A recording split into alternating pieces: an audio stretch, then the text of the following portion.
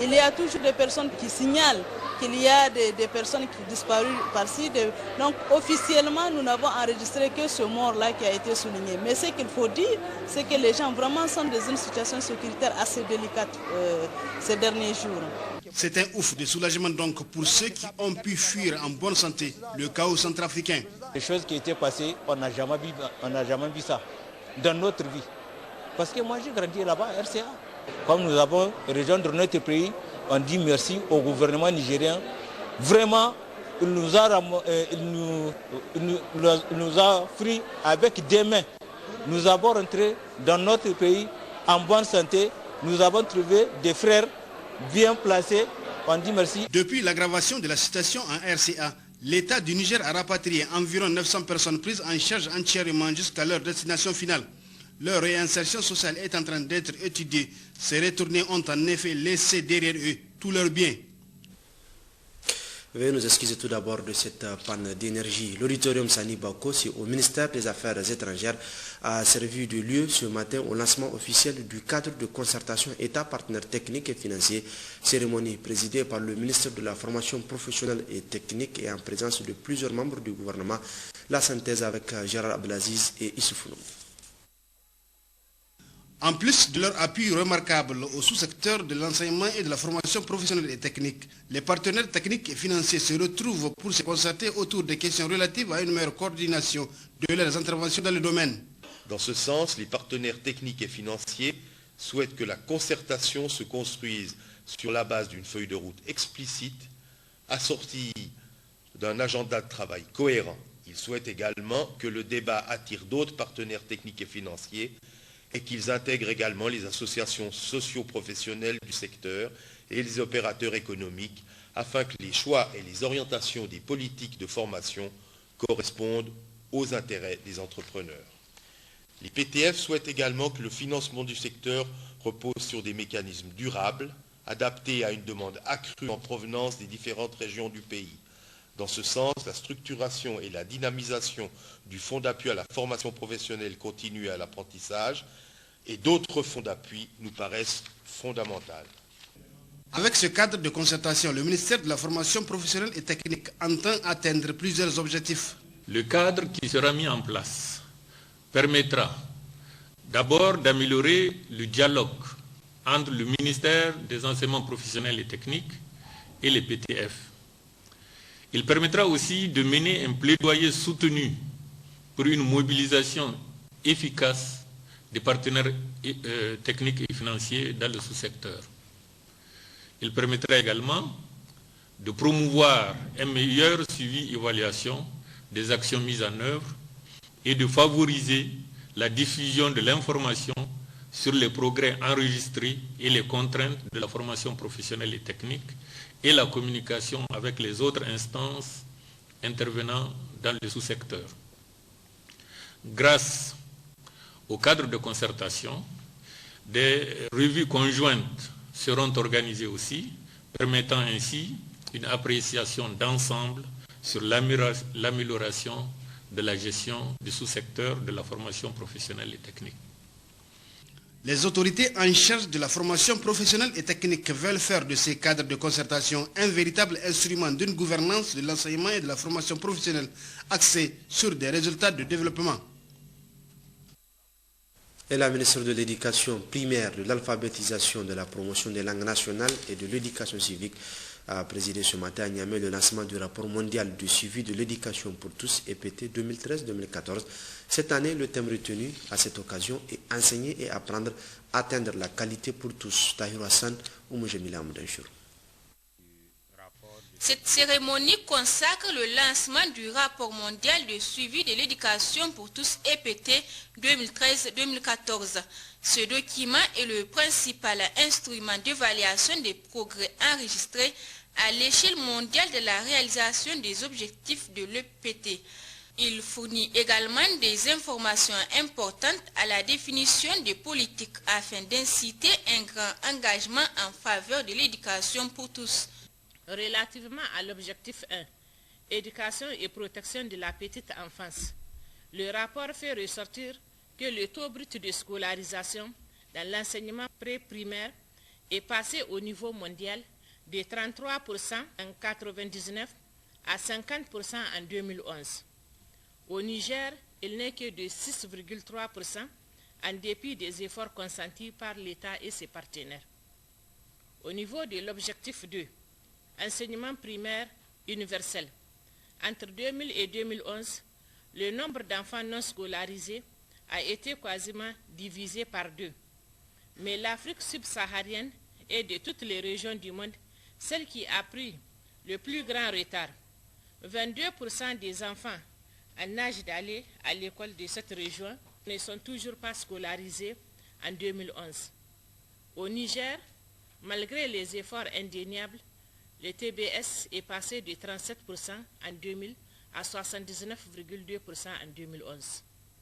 Pour ce qui est de l'objectif 3, compétences des jeunes et des adultes, le meilleur moyen d'acquérir les compétences fondamentales, considéré comme un des angles d'approche en la matière, est de fréquenter le premier cycle de l'enseignement secondaire. Et il reste évident que l'universalisation de ce niveau d'enseignement figurera vraisemblablement au nombre des objectifs de l'après-2015. À l'occasion de ce lancement, la Commission nationale de l'UNESCO et de l'ISESCO a organisé une conférence débat sur le thème de cette année, à savoir enseigner et apprendre, atteindre la qualité pour tous. Le ministre de l'Emploi, du Travail et de la Sécurité sociale a quant à lui procédé à l'ouverture d'un atelier de relecture de l'arrêt fixant les règles d'organisation des élections professionnelles au Niger. C'était ce matin à Niamey en présence de plusieurs organisations syndicales, des représentants des travailleurs et des employeurs des différents secteurs. Sakinatou Abdou Askoujibrila.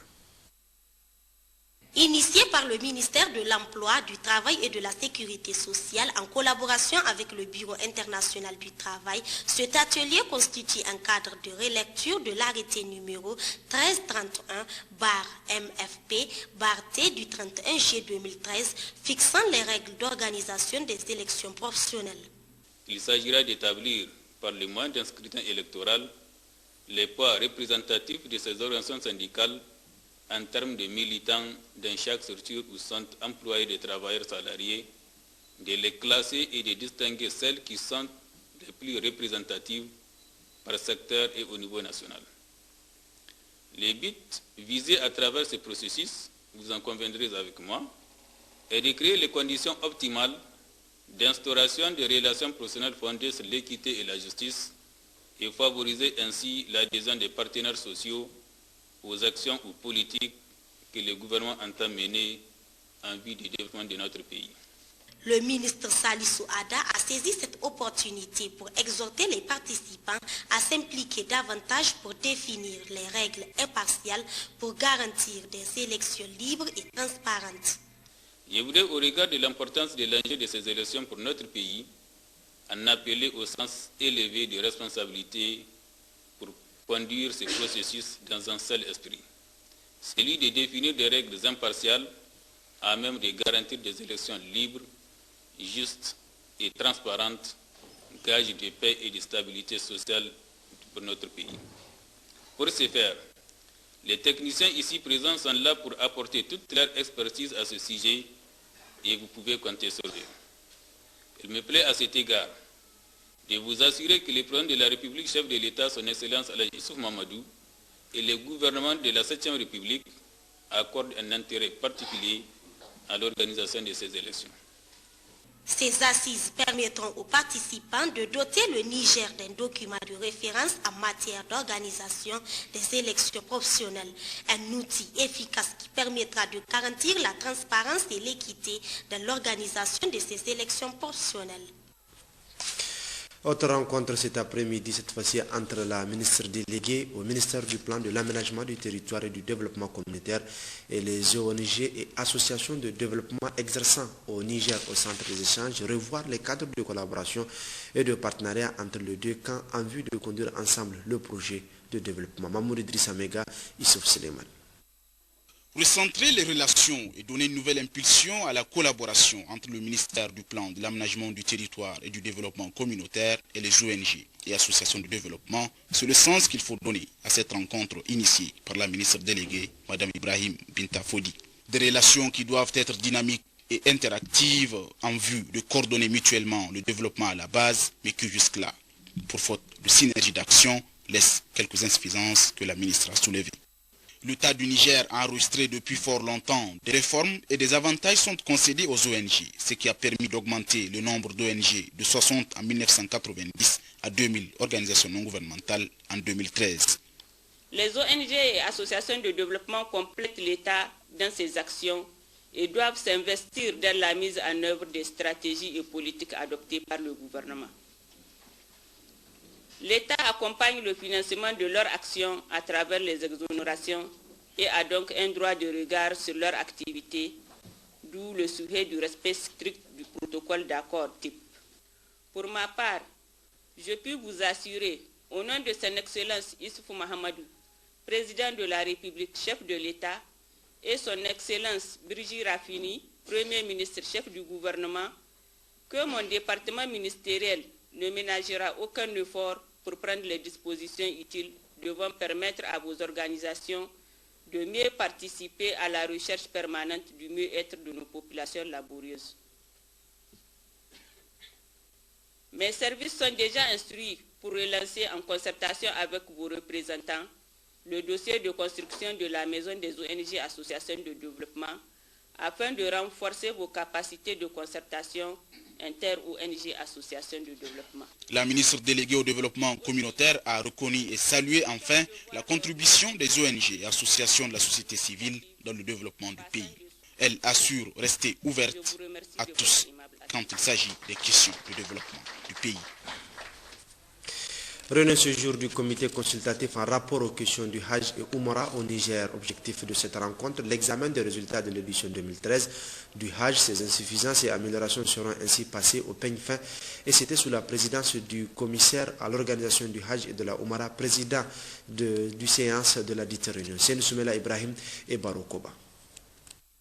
Par la présente réunion, le comité consultatif des questions de Hajj, sous la présidence du commissaire à l'organisation du Hajj et de la Oumra, président de séance, examinera les résultats de l'édition 2013 du Hajj. En effet, vous aurez à examiner le rapport du Hajj 2013, à vous prononcer sur la question des couchettes et des restaurants à Mina, à examiner l'évaluation des agences organisatrices du pèlerinage du Hajj 2013, et aussi à vous prononcer sur certains textes qui sont nécessaires pour parfaire la structure juridique de l'organisation du Hajj au Niger.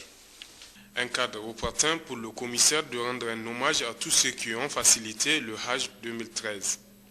Je ne veux pas terminer ce propos bref et liminaire sans réitérer mes sincères remerciements aux autorités du Niger et particulièrement à son Excellence Monsieur le Premier ministre, qui n'a ménagé ni effort, ni moyens pour guider et appuyer le jeune Koho dans l'accomplissement de sa mission.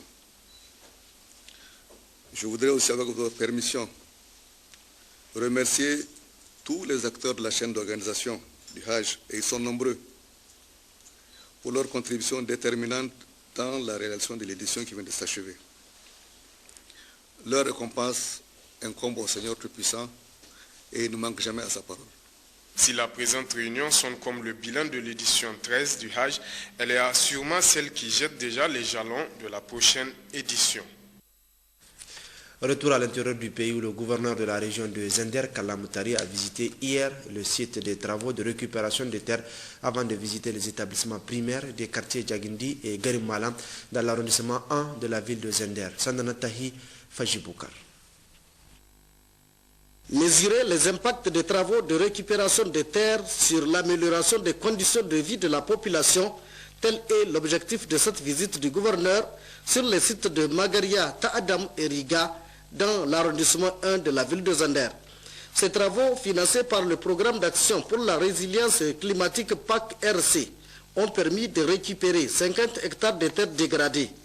À la date d'aujourd'hui, 14 688 demi-lunes ont été réalisées, 4 713 hommes et femmes mobilisés et 7 344 000 francs CFA ont été payés. En outre, la population maintenue dans son territoire d'attache bénéficiera de la réalisation des puits maraîchers et des appuis conséquents qui seront mis à sa disposition dans le cadre de la campagne des cultures irriguées, a annoncé le gouverneur Kalla Moutari, qui se réjouit de l'engouement que suscite l'initiative 3N à Zender. Ce réel motif de satisfaction a aussi été exprimé par le maire Abdou Issa et les représentants des ouvriers mobilisés sur ces sites et qui ont vu leurs revenus augmenter. Autre visite, le gouverneur Kalla Moutari s'est rendu à l'école Medersa Garil Imam et Nord et à l'école Jaguindi 2 pour s'inquiéter des conditions de travail des élèves et enseignants. Au niveau de ces deux établissements, les cours se déroulent normalement, tous les enseignants et élèves sont présents, ce qui dénote de leur engagement et de leur esprit patriotique à redorer le blason de notre école, seul gage de développement économique et social, a souligné le gouverneur Kalla Moutari, qui les a encouragés à persévérer dans cette voie. Restons dans cette région tenue samedi et dimanche dernier dans la localité de Tendé, département de Belbéji, de la fête annuelle des éleveurs de Tendé sous le thème coexistence pacifique, gestion et prévention des conflits intercommunautaires. L'éclat de cette manifestation placée sous la présidence du préfet qui représentait le gouverneur de Zender. La dite fête a également été reçue par la présence de plusieurs députés nationaux venus des régions d'Agadez, Maradi et Zender. Garba Maman Kabiru et Ali Abdou. Cette édition, placée sous le thème coexistence pacifique, gestion et prévention des conflits intercommunautaires, vient à point nommé et intervient à un moment où le Niger, sous la vision clairvoyante du président Issouf Mahamadou, se déploie corps et âme pour asseoir et consolider une paix durable, une stabilité sans équivoque, des vertus en somme cardinales, conditions sine qua non d'un développement durable du pays. Aussi, se retrouver, échanger, trouver et partager des solutions idoines à leurs difficultés, contraintes, préoccupations majeures et autres problèmes, en concertation étroite avec tous les partenaires. C'est à cet exercice que se sont employés 2 jours durant les communautés de cette vaste zone pastorale sous la présidence du préfet Harouna Yakoudima de Belbéji, qui représentait le gouverneur Kalla Moutari et dont l'éclat a été sans commune mesure rehaussé par la présence de plusieurs députés nationaux venus d'Agadez, Maradi et Zender sur invitation de leur homologue El Haj Boukari Sanimal Ncheboudi Zilli, l'un des acteurs principaux de cette rencontre et qui plussait à l'aura dans cette zone. L'objectif principal de cette rencontre devait indiquer le président de la coopérative de Tendé lors de la cérémonie d'ouverture de la fête est essentiellement axé sur le maintien et la consolidation de la paix et la sécurité dans la zone et au-delà toute la région et son entourage. Le maire de Tarka, Hima Kassoum, et le chef de canton, El Hadji Samro Al-Gadit, ont pour leur part souhaité la bienvenue aux invités et ont saisi l'occasion pour exprimer leur satisfaction avant d'exhorter tous et chacun à la culture de la paix. L'honorable député national Boukari Sanimal Nchebou a de son côté salué cette initiative avant de faire sienne toutes les préoccupations et doléances de la population pour lesquelles il a promis des solutions qui s'imposent. En ouvrant officiellement la cérémonie et abondant dans le même sens que ses prédécesseurs, le préfet Harouna Yakoudima, au nom du gouverneur de la région, devait de prime abord adresser aux participants les cordiales et fraternelles salutations du président de la République Issouf Mahamadou avant de souhaiter que les manifestations se déroulent dans la symbiose, la paix, la solidarité et la fraternité. Ainsi, et pour joindre l'utile à l'agréable, plusieurs activités d'intérêt général dans ces audiences foraines d'établissement et enregistrement de naissance, des courses de chameaux et de chevaux, concours du plus beau chameau, le mieux harnaché, ont été organisés à l'occasion de cette fête des éleveurs de Tandé. Le gouverneur de la région de Dosso, Chebuzatao Ali, a entrepris ce lundi une mission de prise de contact dans l'état de Kebbi au Nigeria. La délégation de Dosso a eu une rencontre avec le gouverneur de l'état de Kebbi, El Hadji Seydou Ousmane Dadinkiri, et ses collaborateurs, Ousmane Abdou et Habibou Bakou. La région de Dosso partage une longue frontière avec l'état de Kebbi au Nigeria à travers les départements de Douti, Tibiri, Djundju et Gaya. Les populations de ces deux régions sont unies par les liens ancestraux, populations qui partagent les mêmes cultures, les mêmes langues, les mêmes activités, et c'est pour renfermer ces liens que le gouverneur de la région de Dosso, Seydou Zatao Ali, a effectué ce déplacement de Kebbi. Au cours d'une rencontre entre la délégation de Dosso et celle de Kebbi conduite par les deux gouverneurs, Seydou Zatao Ali, gouverneur de Dosso, a transmis les salutations fraternelles du président de la République, chef de l'État El Hadji Issoufou Mahamadou. Il a ensuite mis l'accent sur les rapports de bon voisinage de bonne collaboration et d'échange d'expériences qui existent entre nos deux pays. Le gouverneur Seydou Ousmane Kingari de l'État de Kébi s'est réjoui du fait que 4 mois seulement après sa nomination à la tête de la région de Dosso, que le gouverneur fasse le déplacement de Kébi. Il a largement expliqué les réalisations entreprises dans les domaines des routes, de l'aéroport, de la sécurité, qui vont directement concerner nos deux régions. Signature du livre d'ordre de l'État de Kébi, échange de cadeaux ont sanctionné la fin de cette rencontre. Le gouverneur de Dosso a ensuite reçu le Sarkin Zabarma El Haji Halirou, qui a confirmé le bon comportement de nos compatriotes et le bon traitement qu'ils subissent à Kébi. La délégation a ensuite rendu une visite à l'émir de Kébi, Sarkin Gandou Mohamed Ilyassou Bachar, ce général ancien gouverneur qui continue de consolider les liens entre nos deux communautés, tout comme celui de Argungu El Haji Soumaïla Mohamed Mera, qui a rappelé les rapports de bon voisinage tout au long de cette frontière. À tous les niveaux, le gouverneur Seydou Zatawali a transmis les salutations du président de la République, chef de l'État Alhaji Issifou Mahamadou. Il s'est réjoui de l'accueil et a pris l'engagement de travailler pour une bonne collaboration entre l'État de Kébi et la région de Dosso. Organisation hier à Falmey dans la région de Dosso d'un forum sur la problématique de l'accès de la femme à la propriété foncière agricole. C'est un projet piloté par le réseau des femmes pour la paix en collaboration avec l'ONG Oxfam. Ce projet milite notamment pour un accès facile et équitable des femmes à la propriété agricole. Djouari Saka, Mahamadou Adamou. Permettre aux femmes du département de Falmey d'acquérir les proportions de terres qu'elles peuvent valoriser et profiter personnellement des bénéfices qui en découleront de ces exploitations foncières, c'est l'objectif de ce forum qui est animé par le réseau des femmes pour la paix. Expliquer aux responsables quels sont les chefs traditionnels, les guides religieux et les responsables administratifs, l'importance et la raison de cette initiative. Ce forum a donc pour but essentiel de poser la question foncière et de débattre notamment de l'héritage des femmes et de leur accès aux facteurs de production. L'objectif principal du réseau, le REFEPA, reste et demeure la promotion de la paix dans les foyers, la paix dans la communauté et la paix dans notre pays.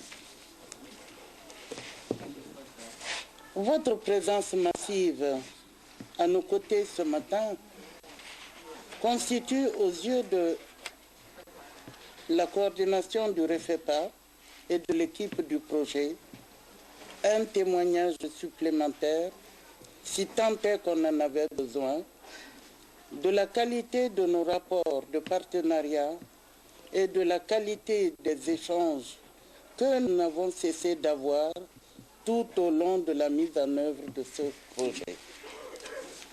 Je voudrais particulièrement saluer ici la franche collaboration des populations de Falmey, plus spécifiquement les femmes, les autorités administratives et coutumières, les leaders religieux qui se sont bien appropriés le projet et lui ont permis d'atteindre dès la première année les résultats qui sont les siens aujourd'hui.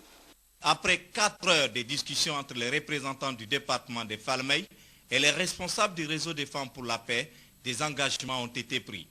Nous, autorités administratives, coutumières et religieuses, hommes et femmes participants du forum communal de Falmey, hautement concernés par l'importance de l'accès des femmes à la propriété foncière agricole, conscients du rôle de productrices agricoles que jouent les femmes en tant que citoyennes, conscients également des enjeux que renferme l'accès des femmes à la propriété foncière agricole pour l'atteinte de la sécurité alimentaire, le développement et le bien-être des populations, nous engageons à continuer la sensibilisation au sein des familles, au sein des villages et dans toute la commune pour un meilleur accès des femmes à la propriété foncière.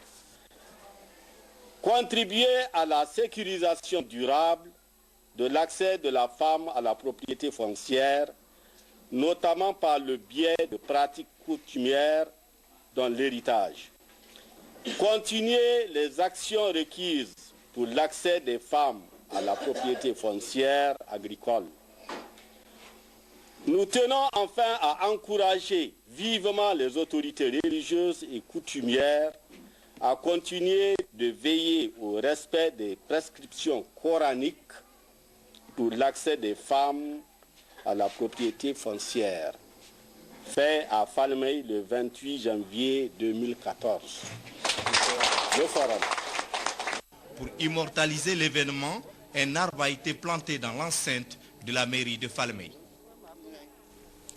Lancement officiel ce lundi à Agué d'un camp chirurgie hydrocèle. Cette opération concerne 69 cas et plus de l'hydrocèle recensé en 2012 à l'issue d'une campagne de traitement de masse contre la maladie tropicale négligée. Outre le directeur général de la santé publique de Maradi, l'on notait la présence à cette cérémonie des élus locaux. Sanoussi Gerba, Moussa Jaridi.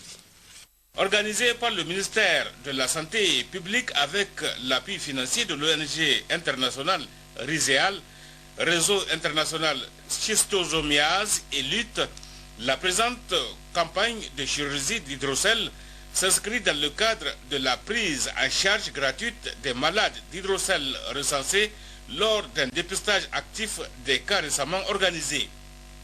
85 cas d'hydrocèle ont en effet été recensés, dont 69 à Agué, soit 81% de l'ensemble des dépistés dans la région de Maradi, justifiant ainsi le choix d'Agué pour abriter le présent camp de chirurgie. Ce qui fait que Agué est donc le site où on peut facilement vraiment trouver les cas. Et maintenant, c'est des cas vraiment anciens parce que des malades avec des hydrocèles énormes, géantes là, qui les empêchent même d'être actifs. Donc ils sont vraiment sur le plan de développement local, ils sont improductifs. Donc il faudrait nécessairement à travers donc, ce genre de campagnes de traitement des masses, organiser la chirurgie contre donc, la pathologie qu'on appelle l'hydrocèle. Il faut rappeler que cette maladie est invalidante. Elle augmente du coup la pauvreté, entrave les personnes atteintes par l'incapacité de gagner leur vie avec tout le lot de pertes de productivité qu'elle engendre. Son traitement étant très coûteux pour les malades, l'ONG RISEAL a décidé de venir en appui aux autorités pour la prise en charge de l'opération. Donc les malades sont transportés de chez eux jusqu'au niveau du bloc gratuitement. Ils sont ici logés et nourris gratuitement. L'acte chirurgical est gratuit, les médicaments, tous les médicaments qui sont fournis aux malades sont gratuits. Et on garde les malades pendant au moins une semaine jusqu'à ce que la plaie commence à se cicatriser. Après, on leur donne un kit composé de tous les médicaments nécessaires pour qu'ils retournent chez eux et que tous les 2-3 jours, ils partent chez le chef CSI pour juste les nouvelles les consommer. Très ravis de leur masculinité retrouvée, les bénéficiaires de cette opération et les autorités locales ont remercié de vive voix les autorités de la 7e République pour avoir permis de les débarrasser de cette maladie embarrassante et invalidante à plus d'un titre. Restons dans cette région, on a procédé ce matin à la réception officielle d'un forage sur les 7 ouvrages hydrauliques prévus dans la région de Maradi grâce à la coopération suisse dans le cadre d'appui au programme de renaissance du président de la République, chef de l'État, Kassoumotari et Maman Oumarou. 3 allocutions ont marqué cette cérémonie de réception de cet important ouvrage hydraulique gracieusement mis à la disposition des populations de plusieurs localités par les autorités de la 7e République, au premier rang desquelles le président de la République, chef de l'État, Issou Mahamadou, avec l'appui de la coopération suisse à travers le programme hydraulique rural, appui au secteur eau et assainissement Présaya. Il s'agit du mot de bienvenue du maire de la commune urbaine de Guidan-Rumji, Abdoulaye Danjebo, celle du chef d'antenne du programme Lawali Houza et enfin l'intervention du vice-président du conseil régional de Maradi, Mohamed Seraj Moussa.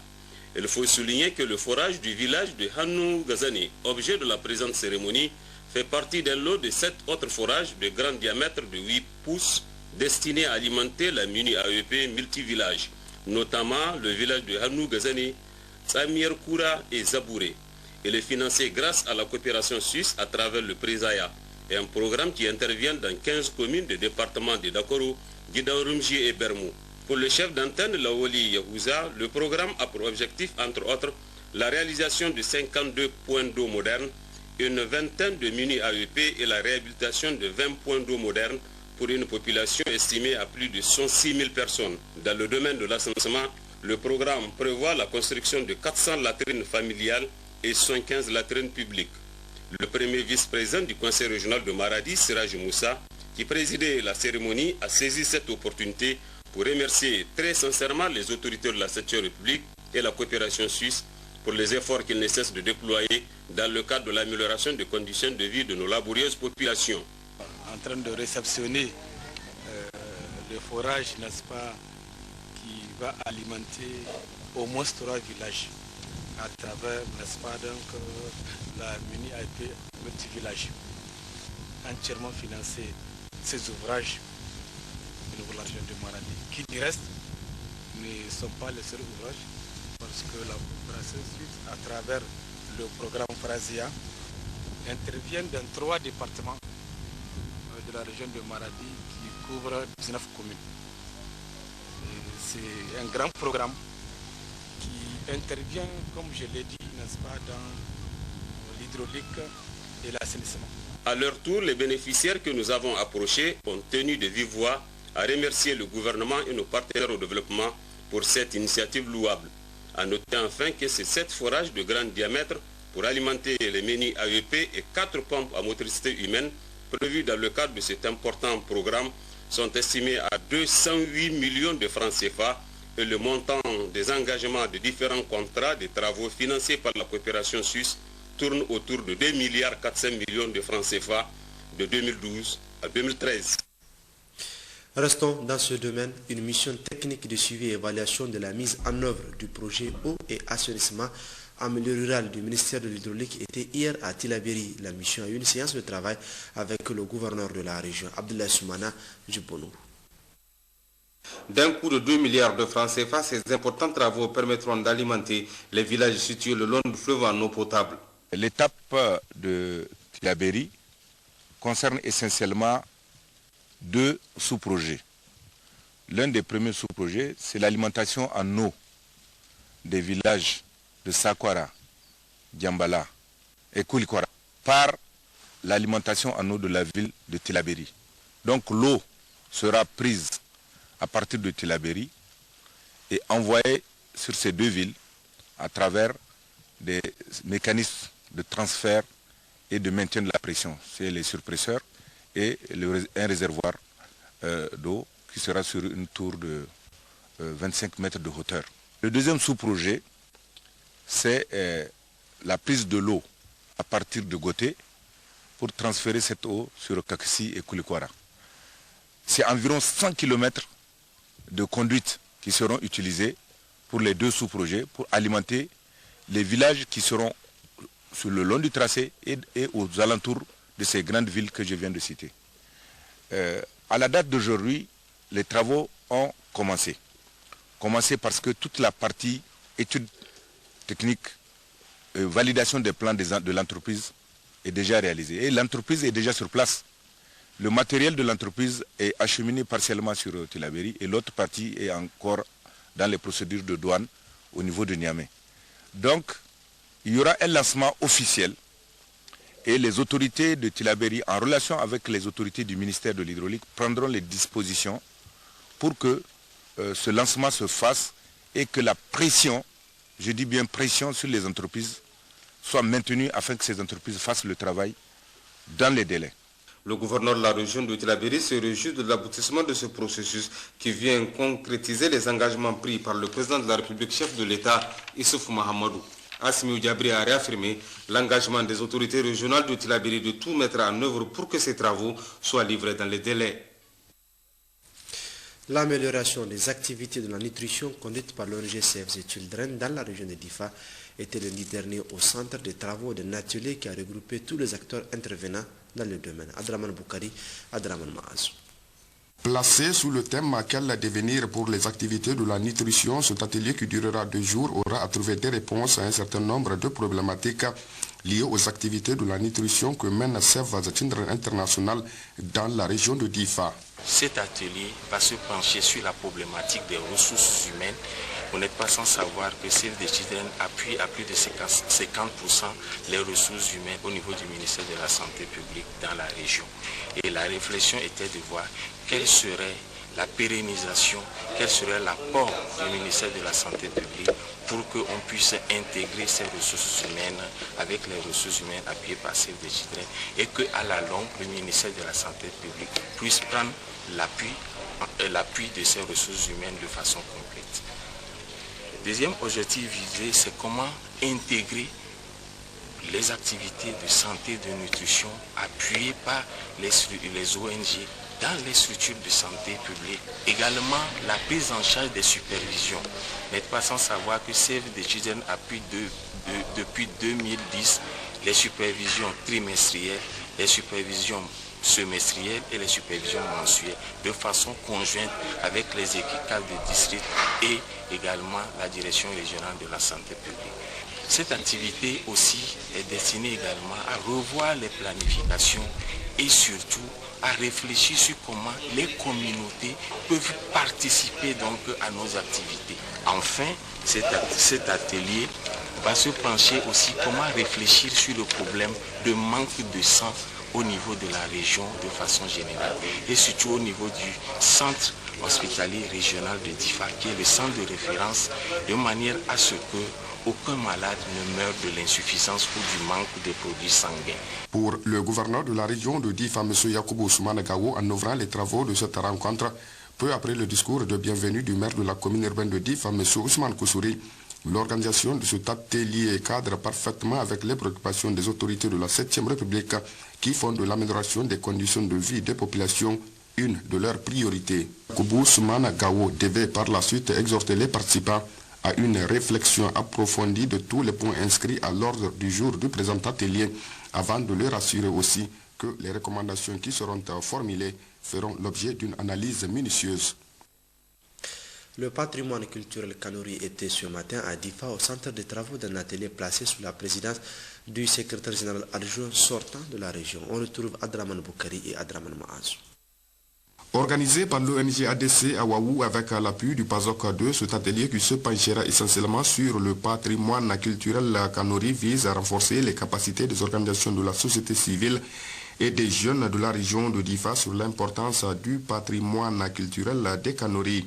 Comme souligné par le président de la dite ONG, M. Souleymane Abakari, dans sa note introductive à l'ouverture de cette rencontre, avant de s'étaler sur les tenants et les aboutissants de cet atelier. Le développement d'une nation ne peut se faire sans la contribution de tous les citoyens, qu'ils soient acteurs politiques, économiques, sociaux ou culturels.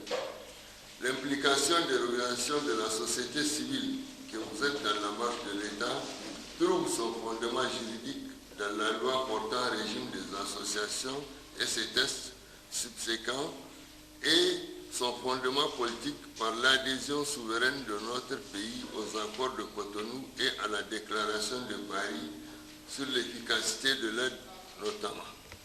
C'est pour répondre à cette attente que les jeunes de la région de Difa se sont regroupés pour créer en 2009 l'ONG dénommée Appui au développement des communes à Waouh,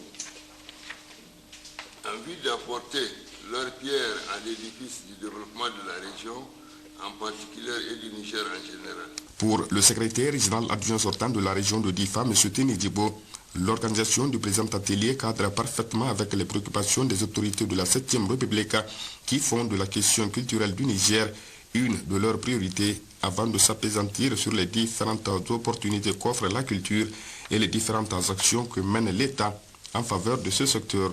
Au vu donc de l'utilité certaine de cette rencontre, Tini Djibo a saisi cette opportunité pour exhorter les participants à prêter une attention encore plus soutenue aux différents modules qui leur seront dispensés avant de réitérer au nom du président de la République, du gouvernement et des populations de la région de Difa la gratitude de l'État du Niger à la Commission de l'Union européenne pour le financement de cet atelier à travers le PASOK 2. À Niamey, la Lonani, Loterie nationale du Niger, a procédé ce matin à son siège à la remise d'un gros lot. Cette fois-ci, c'est un habitant de la région de Niamey et un autre de la région de Maradi qui ont remporté un peu plus de 29 millions de francs CFA. Bachir Harouna, Salamatou Maman Rabiou. Il s'agit de M. Roufa Ibrahim qui a été déclaré unique gagnant dans l'ordre exact de l'arrivée du quartier de la journée 23, correspondant au jeudi 23 janvier 2014, et de M. Abdou Sanda qui, quant à lui, a été déclaré unique gagnant dans l'ordre exact de l'arrivée du quintet, correspondant au dimanche 26 janvier 2014. Pour le premier, il s'agit de M. Roufa Ibrahim. Il est le 43e multimillionnaire de l'année 2014. Il est le deuxième décamillionnaire, c'est-à-dire le gagnant de plus de 10 millions de cette année. La valeur de son lot est de 11 718 500. Il est habitant de Niamey. Pour le deuxième, il s'agit de M. Abdou Sanda. Il est le 44e gagnant multimillionnaire de l'année 2014. Il est le troisième décamillionnaire, c'est-à-dire le gagnant de plus de 10 millions de cette année. La valeur de son lot est de 18 196 000 francs CFA. Donc c'est un ordre et un bonus. Il est habitant de la région de Maradi, comme de tout le personnel. J'ai l'honneur de vous remettre votre chèque et je vous souhaite de faire un bon usage.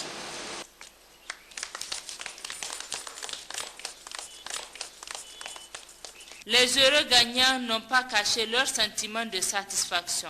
Ils lancent un appel aux autres parieurs de continuer à jouer et gagner pour devenir des multimillionnaires. Ainsi, avec la Lonani, c'est la fortune aux gagnants et le bénéfice à la nation. Et c'est tout pour cette édition. Merci de votre fidélité.